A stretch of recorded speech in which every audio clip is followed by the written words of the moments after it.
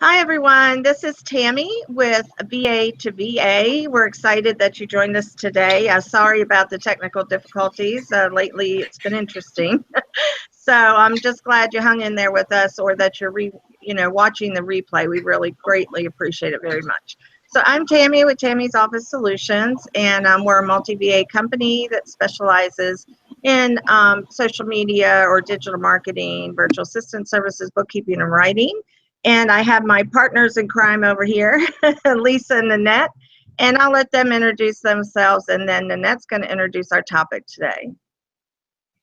Hey everyone, I'm Lisa Kolb. I'm the owner and manager of Augusta Virtual Assistants. Thank you for joining us today, or like Tammy mentioned, watching the replay.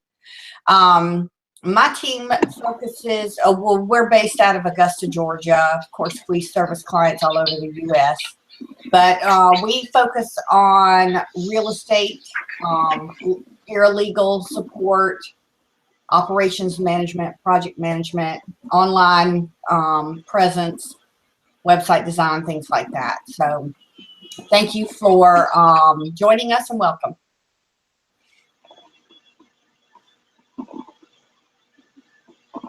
Hi, I'm Nanette Telemek. Sorry. Oh, it's gazing out the window. I'm Nanette Telemek with, in essence, Virtual Assistants out of New Hampshire, Newbury, New Hampshire. And I've been in business for about a little over 3 years now, and service, I'm a generalist, so I service all businesses, all types of businesses in their administrative marketing or sales needs. And I have been working a lot of times with digital marketing techniques and email campaigns and prospecting for customers. So that's been something I've been doing a lot, as well as building websites. So that's me. So today's session is to talk about managing damaged client relationships. So, and everybody can feel that pain of that, where you're working with a customer and something happens, a mistake happens, or something drops, and you know, you're trying to repair the relationship. You know, I mean, you know, from time to time, we all know that relationships with a client could go south for one reason or another. It could be you know, you get busy and distracted, and so you forget to touch base enough on the customer, or an email gets lost, or you know, one of your team members might fail to show up or respond appropriately with your client, and then you're playing, you know, you're trying to to repair a relationship, and that, you know, that's something that we all need to be aware of. You know, the reasons of these kind of client issues, like I just mentioned, could be, you know, disorganization with yourself or with your team member. Failure of team members to communicate with you as well as with the client, which is something you just don't want to happen. So there's a lot of reasons why this stuff can happen, and the reasons why, you know, you want to repair it. You know, some people may say, well, I don't like this person anyway, so I'm just going to end the relationship. Or you could say, you know, I don't want to. You feel uncomfortable about taking blame or repairing the need to repair the relationship. But quite frankly, you know, it's a lot easier to repair your relationship than to have to find new clients. It's a lot cost effective to do, you know, to repair a relationship. And also, you know, it strengthens your business, your relationship with them, as well as with your team members. You have to address these things. This is part of being a business owner. So that's something you just need to do. And it's also better for your reputation. Because if you're dropping people and because the relationship's not working, moving on to somebody else, you know, you're building a reputation, and it's not going to be a good one. So you don't want to do that. You know, customers, things to remember is that customers, they have so many different choices, you know, to choose from, people to work with. and they, they're, and so you don't want them wondering why. Excuse me. You don't want them wondering why, connections with you have been so difficult, and why am I with this person? You don't want them to start thinking that. So really, this is important to you and your business. So with that said, I know we all, three of us, have some case studies to talk about, and how we dealt with it, and we hope that will help you as you go forward. And if you have a story to tell, or a situation where you damage a relationship, please feel free to share that with us, and we have a chat, and so we'll read it and let it out to everyone so that they can hear how you solve that problem too. Absolutely. So who wants to go? Well, I was just going to point out too, yes, our clients are super important, or we have no business. But I noticed too, the longer I'm in business, the older I get maybe, there's certain clients that we just work better with, all of us click better with and things like that. So sometimes, yes, we should repair. And just like any relationship, even friendships, if you can go through something and disagree, but mend it, you're stronger in the end, it becomes stronger. And so the same can be true of clients or team members or anybody. But there are times when it's just not working, and it could be the way they're communicating, you're communicating, a team member, whatever it is, but it's just not working, and it's taking so much from you and your business and the time that in the end, you're not really making a lot of money. And so sometimes you have to also make those hard decisions, which those are really hard decisions, because they hit your pocketbook. I mean, it hits your bottom line. But at the same time, in the end, sometimes we need to free up that space to work with a really good client who's, we're going to really enjoy working with and things like that. So it can be very discouraging, though, when you're in the middle of things like that. I mean, I think I've talked about a client I had for a while. Was very demanding, verbally abusive, and things like that. So that kind of stuff, too many VAs take it. Too many virtual workers take that kind of thing because they think they have to have it. They have to have the client and all of that. And I just say, you don't deserve that. You're worth more than that. Your value adds more than that. So remember, you do bring value and add that to the table too. And then, it's not always the client, but sometimes we can have interpersonality things within a team as well.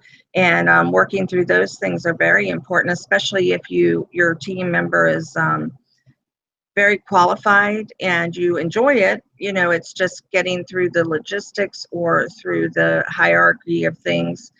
Because remember, they are a contractor or freelancer too. So that you have to be careful of what, I don't want to say demand, because I don't like to demand, but what you request of them and how you request it. So sometimes you have to be it can be very touchy there. What do you think, Lisa? Oh, I agree. Having been in business for over 6 years now, I know I haven't seen every scenario, but I have come up against this one. And several different, and it looks different almost every time. I recently had a client we were doing a project for. A team member was working with her, and the client contacted me and said they weren't happy with the work product. So I had to get in touch with a team member, and like the three of us have discussed before in another mastermind, when you're trying to do this damage control, you got to get both sides of the story. Now, I found in this case that the team member, I just had a gut feeling that she wasn't putting her all into it. But I didn't fuss. I mean, we're adults. And so I said, well, this is what's got to happen, because the client wants it right and she wants it finished today. And you could let her know it would be finished last night. So this is what we're going to do. You're going to take this part and I'm going to take this part. And we're going to move this along and get it right and get her happy and, finish it. So even though when I pay my team members, it's a percentage, that my company gets a percentage and the team member gets a percentage, the percentage my company gets compensates for the invoicing, for the initial consultation, which is always free, for the unlimited correspondence that I have with the client, for the overhead expenses that we take care of. So when I took on this part of this project that needed to be completed, I was essentially working for free, making this client happy. And we did make her happy. We finished the project. She will come back to us. It was a little glitch. And then I've had another situation where I had a client who bought a package, and I agreed that she could pay half up front and the other half at the end. Now, we do that for websites, but not every package. But in this case, I did. So the terms of the contract were not completed on her end. I, to this day, do not know why. But she did in the end pay the remaining amount, but there seemed to be a feet dragging of it, and I couldn't get it out of her, if there was an issue. And this was someone I was working directly with, that I stayed in constant communication with, trying to move them along to give me the rest of the work product, to complete the terms of the contract. And she said she was going to, and she didn't. And then at the end, I had to do a little bit of pushing, but professionally, sending the invoice, reminder after reminder. And like I said, the client did finally pay, but, there's been no feedback, negative or positive, and no reason why the work product wasn't, completed, why she didn't give me the rest of what the contract had stated. So it can look different ways as far as damage control. And in the second case, I don't know what to repair. I've sent her a feedback form. Is there any way that we can improve and, offering our services or, and working with our clients? I haven't received that back. And we're not going to get that back if if anyone sends out a feedback form, which I do because I like to learn from each experience with each client. So it may be a mystery later on. I've had several clients. I got a referral yesterday from a current client. When I talked to the referral and we have an appointment to meet next week, he said, your client speaks very highly of you and, really encouraged me to call you and try to get this off of my plate so I don't have to worry about it.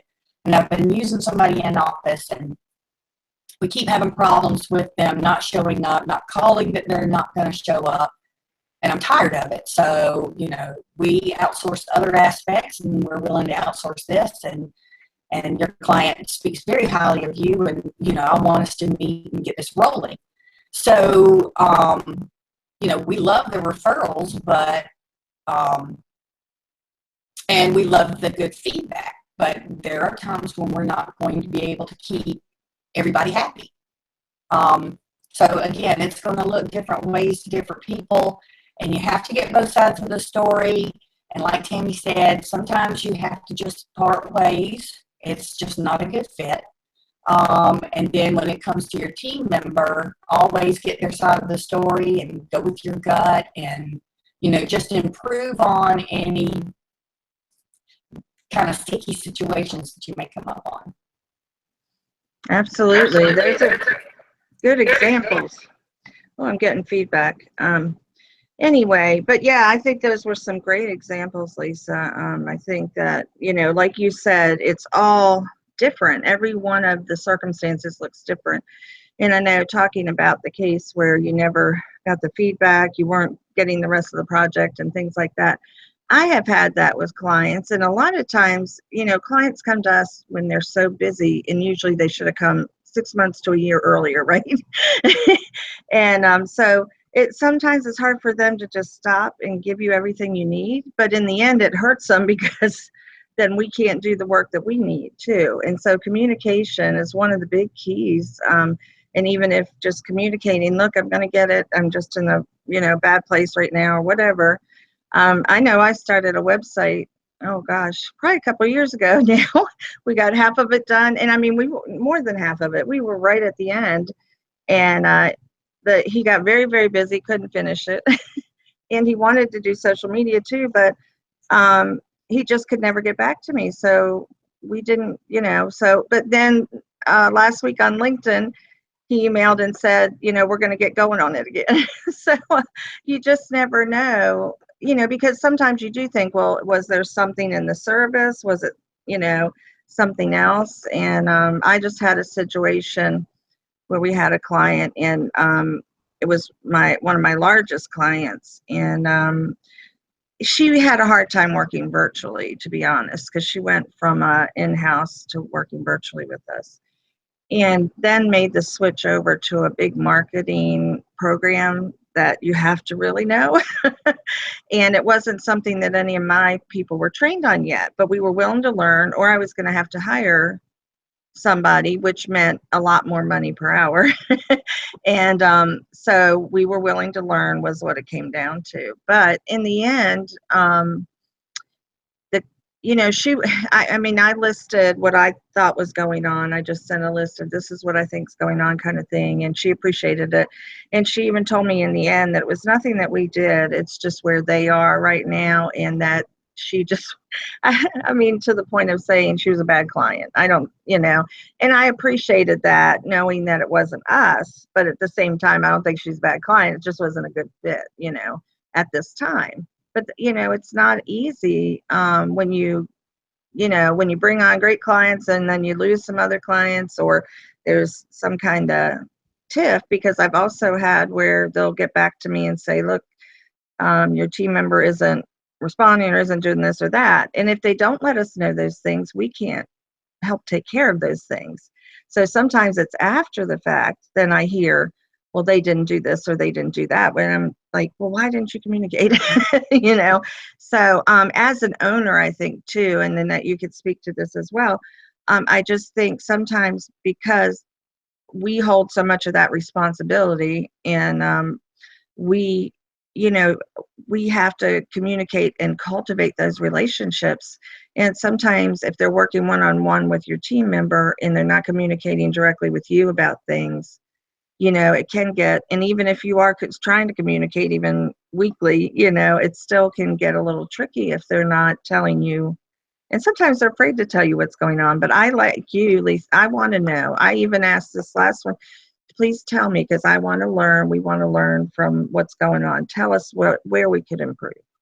How about you, Nanette? What kind of circumstances have you had? It's mostly, so far, it's been just the disorganization of the client. Again, when they don't have their thoughts together, and then they want you to drop everything and work with them. It's constantly reminding them that, that I'm servicing other clients too. So you have to give enough leeway for me to schedule in what you want. You can't just say, okay, start now, I need it tomorrow. I need it yesterday. That's not going to work. And so is that that's a disorganized client. I wouldn't say a bad client, but definitely somebody's not thinking through. And so I try to give, suggestions of, look, if you're planning on an e-marketing campaign, or if you're planning on having me call people for appointments, then don't give me short deadlines, because anything that requires calling or sending to other people, your prospects or whatever, that requires a lot of time.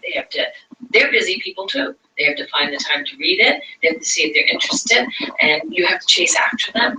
And if you want me to spend my time doing that, then you have to be organized about when you want this done, so that I can plan it with my team members, because they're working with other clients as well, and they have to put it in their schedule. So it's like a snowball, It has so. I find it's helpful because of the fact that I've been administrative assistant in the past to say, let's work on your organizational skills. Let's work on making sure you're planning your time right so that it doesn't affect all of us. You're getting what your needs met by me. And it also protects me from you saying, well, you guys aren't doing your job right, because that's not it. If you're not organized, I can't do anything for you.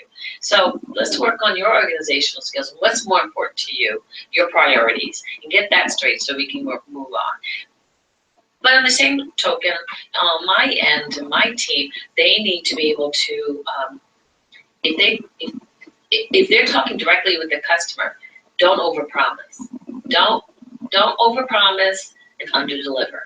So be careful what you say. So you're managing them too and what they're saying. That's important, And so somebody has to be the big kid in the room, where everybody wants to place blame, and you're the one managing it all. And you're saying, wait a minute, let's fix what's broken so that we can have a more cohesive relationship. So that's your job as a business owner to constantly have to do.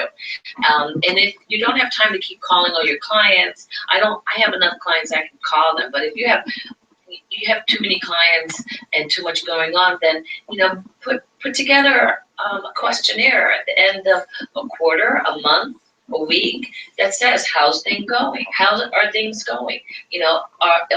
Is my subcontractor and you communicating all right? Is there issues that need to be addressed?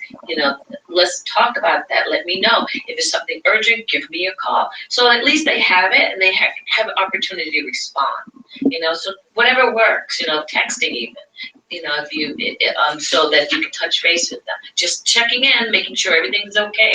Because that shows the customer that you do care about them, your client, and also you're heading it off in the past. Any mistakes that could be going on. That's a really good point, Nanette. It is. I'm so glad that you said that about, you're managing even what your team member says. I had a client call me yesterday. One of my team members sent out an email to this client, giving them an update, and put some bullet points in there. This is what I need from you. And a couple of the things that she put in the bullet points, I had already discussed with her that we were going to take care of, and she was essentially kind of putting it back on the client that she needed it from them to provide that.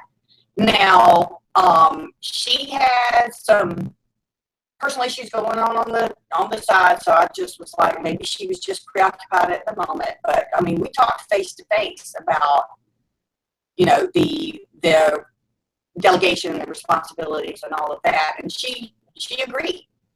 So before I could call that client and kind of explain that email, he calls me and he's like, because she CC'd me on the email like they do, and he said, did you read that email? I thought we agreed to this. I thought you were going to do this, and I said, you're right.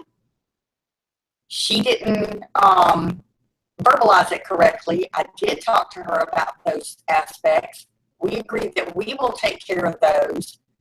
And, it's a surgery situation for her that she's had this week. And so that kind of preoccupies anyone. And he knew it. She had told him, she was having some outpatient, an outpatient procedure done. And he said, well, maybe it was just that. And I said, I think so. I think she's just preoccupied with that, coming up. And but I'd already talked to her about that. Everything's cool. Everybody's on the same page. We're going to take care of our part. You get us your part. And he was like, okay. And, that was a true damage control, because he's like, why is she saying that I've got to do this when me and you already discussed y'all were going to do this. And I said, you're right. We are going to take care of that. I've already discussed that with her. She just kind of, I don't know why, but, you know, first next week, I'll give her through this week to recover and everything. I'll get that taken care of. Thank you for bringing that up, that, yeah, if we overpromise or underpromise or get something, our team member gets something screwy, then the client's coming back to us because, you know, essentially that contract, when it's signed, that contract is between our company and the client, not the team member. So everything falls back on us. The responsibility, the deadline, the workmanship, all of that falls back on us. The client couldn't care less, really, what's going on with the team member or the subcontractor. They contract with us. Most of the time they pay ahead of time, and, you know, we've got to get it done. So I had to address that. That's very true. Yeah, I just feel like you know, there are certain things you can do too, like when if your subcontractor is talking to the client directly and there's a miscommunication, you know, don't hesitate to say, okay, conference call, get everybody in the room, you know, conference call, and let's all talk it through together so that everybody's hearing the same thing and it's not this back and forth email, texting, well, he said, she said. You know, you just want everybody in the room and everybody gets it clear. So whatever it takes is what you need to do. And that shows the client that you really care about the relationship and what's going on. Absolutely. And I know even to the point of sometimes doing a weekly call, you know, with the client and with the team member even, you know, I've done that too, with different clients, just to, you know, put them all, you know, put us all together so that we all know we're doing the same things and everything else. Thank you. And, you know, so because we do, and even when we hear the same thing, we don't always interpret the same thing even. So I even send a summary email of what we discussed, and these are what we're doing, this is what we need from you, that kind of thing a lot of times too, so that everybody, you know, says, oh yeah, that's what we need, you know, and so everybody's following the same path, I guess, so to speak, you know, because it's, you know, it's true, you just don't know. And like Lisa was saying, the email, you know, I trust my team members to communicate with clients, but, and they're supposed to CC me on all of them too. But yeah, there are times when you think that could have been a little different or something like that. Now, I'm very blessed right now. I have a very good team. I like where we are and everything else, and I trust them. But, you know, you do have those times in your history of your business. You know, I've been doing this 9 years, and yeah, I mean, so you learn to tweak things as you go along. Pam's with us again from The Perfect Word. Hi, Pam. Thanks for a shout out. And she says that she started doing a questionnaire once a year for all of her clients so that they could tell me, they could let me know what I'm doing well and what I could improve on. I think that's great. Yeah, because most of the time you don't want to send it like monthly if they're a regular client, because they're going to get sick of doing it.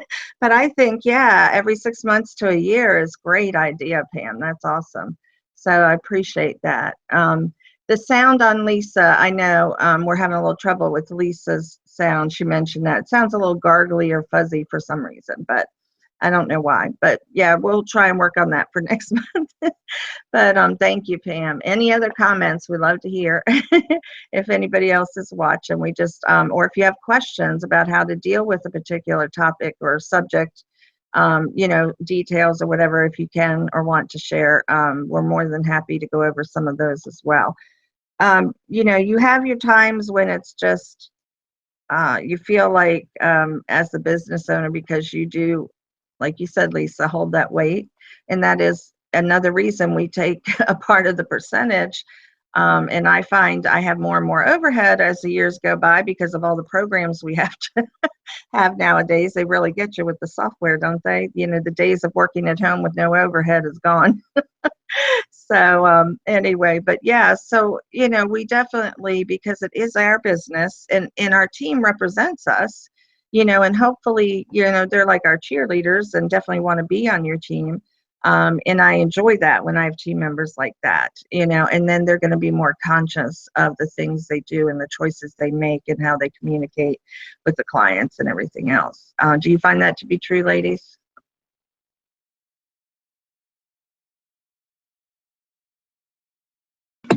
In terms of what, communicating with your team member?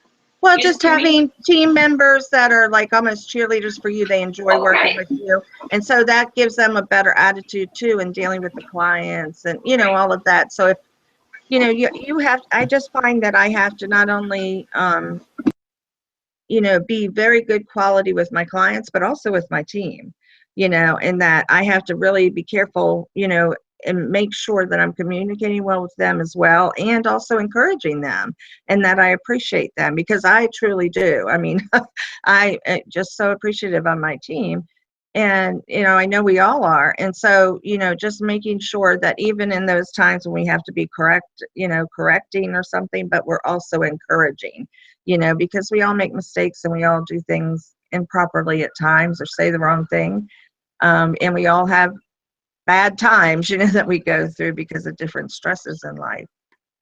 So Right. But in the same token, how your team member is addressing their stress is important too, and they can't let that interfere with their, like, when they're communicating with your clients. So I can be understanding, but at the same time, it's like you always have to be professional. Absolutely. Yeah. Absolutely. So don't forget that. And but I had some tips, that I think that could be helpful. Wonderful. Please tell us. Well, when you're doing damage control, I would say that if there's any takeaways, own the mistake, and apologize. Everybody makes mistakes, but it's not going to be into your favor. So you don't. That's funny. I get little sounds. But anyway, you're kind of breaking up for some reason. Am I? Yeah. Am I? Just because I was hearing these little birdie sounds. I was like, what's that? I don't know. I don't have a bird. And deliver, beyond your initial agreement when a mistake happens to show. So, for instance, if you have to eat it, because you're spending more time to correct a problem than you need to, then, eat the cost of that. But I would go even beyond that. Say, I would go to the extent that I maybe offer a discount or a free service, and this all depends on the level of the mistake or the issue that's going on. But those are things that I would consider doing. And then, again, you drop the ball on this, and I'm gonna do everything I can to make sure that I, deliver everything to you that needs to be doing. So all those kind of like tips is what I would suggest to people, because but you don't want to. Here's the balance though: if you offer a freebie or a discount on top of correcting your problem, don't make it so great that they'll say, "Hey, I'm going to complain all the time because I'll get a discount." You don't want but make sure it's something that just brings them to say, "That's why I'm with them. That's why I like them." Yeah, I think owning that mistake is huge, because I think it not only shows them that you're willing to own that and take it when you are wrong, but that also it can be endearing, even the fact and that they will be more trustworthy of you if you own it rather than disperse the blame. Lisa, right, I did that. Am I still garbled? I did a couple of little tweaks. Not as bad. Bad. Good. I did that with the client where I had to split things up with the team member. That client was paying on the back end, and because I didn't know how much time or how involved it was going to be. So what I did was I diminished what I normally would have charged. I didn't tell her how much, you know, time it took, this, that, and the other. I did tell her that I discounted what it would have normally been to alleviate any, what was the word I used? Inconvenience. And so she appreciated that, and I paid the team member the percentage off of the discounted rate. I mean, she honestly felt so bad that the client was unhappy. She said, just don't worry about, you know, me getting paid. And I'm not going to do that. I have a, you know, subcontractor agreement, and I'm going to, I mean, honor her work.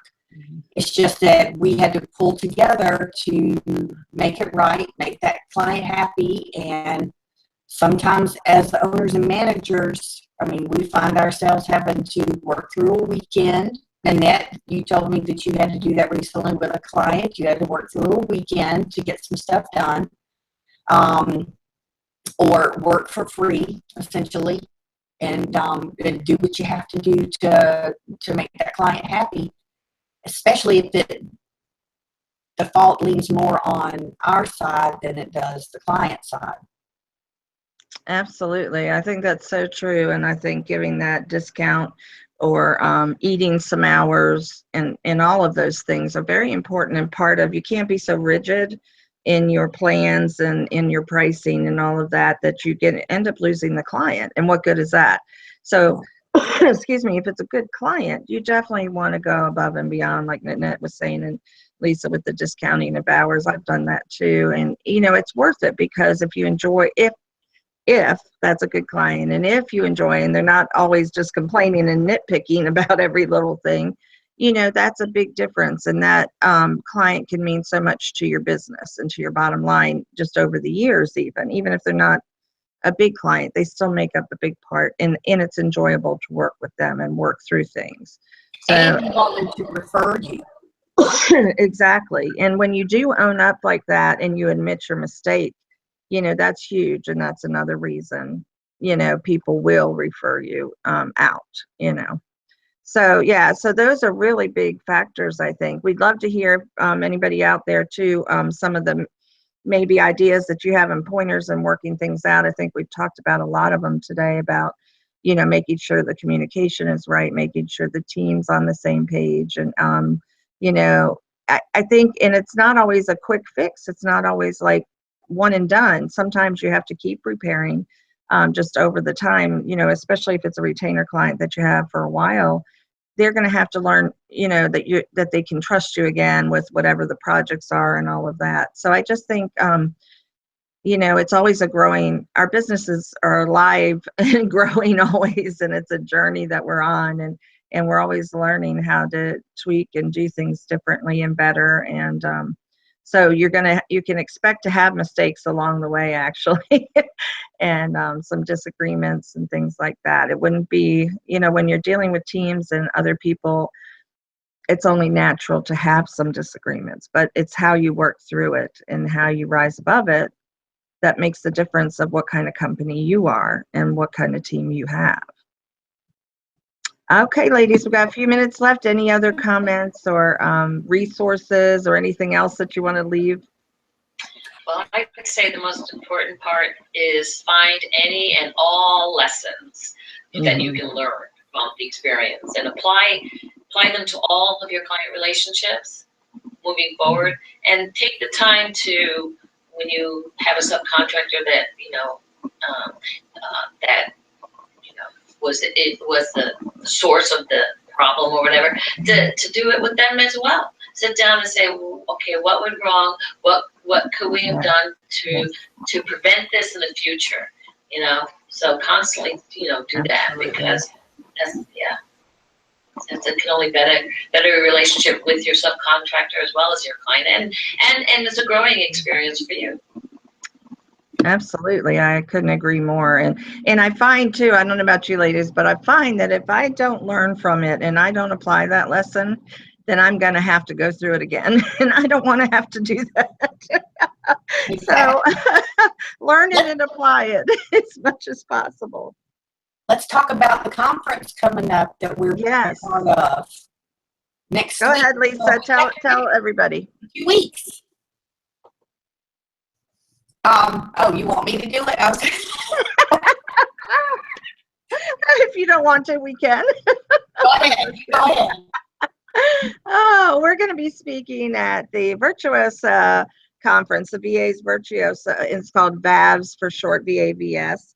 And we're very excited about it. I always pronounce her first name wrong. I don't know why. Tawana Sutherland. It's Tanya, isn't it? Tanya? Maybe. I don't know. I always want to put the W first after the T. I don't know why.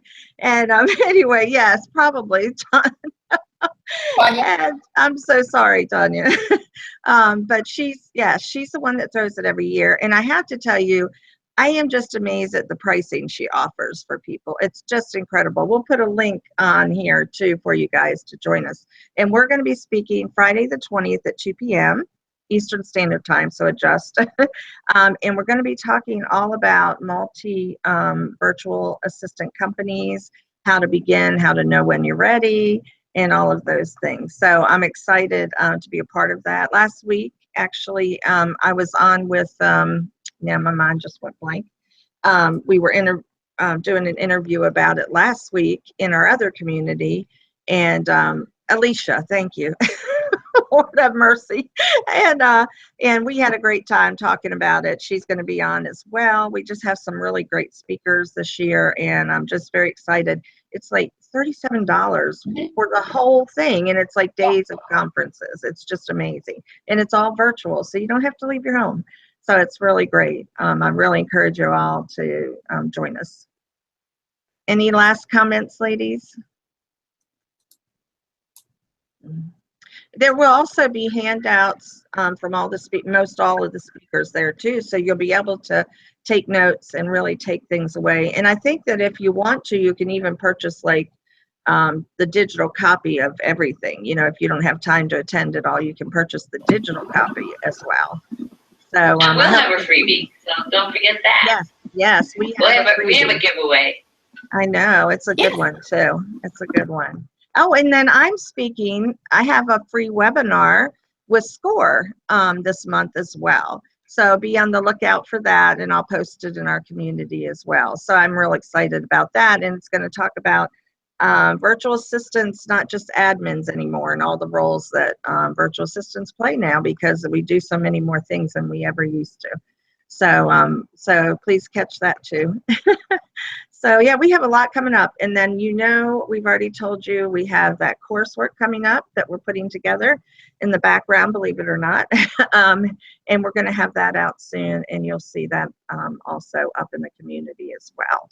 So if you have any other questions or comments, always email us. Nanette, can you give the email for them? It is VA2VA for you @gmail.com. And we'll put it up as well. Yes, excellent. So if you want to reach us directly, if not in Facebook community or anything, then just email us there. And if it's something you didn't want to share publicly, but maybe just need some assistance, I'm sure we can give you some feedback on that as well. So I think that's it for today. We're just really glad to have you guys with us, and thank you for those who are watching after the fact. We can't tell you thank you enough. We really appreciate it. And I know we've had some little technical difficulties this month in getting on, so we really do appreciate it, and look forward to seeing you next month, and hopefully at the conference and webinar soon. So you ladies, go ahead and say bye, and we'll be done. Well, thank you for joining us, and see you next month. Oh, hopefully the 20th too. Yes, absolutely. Thanks, everybody. Go ahead, Lisa. Bye-bye. Bye.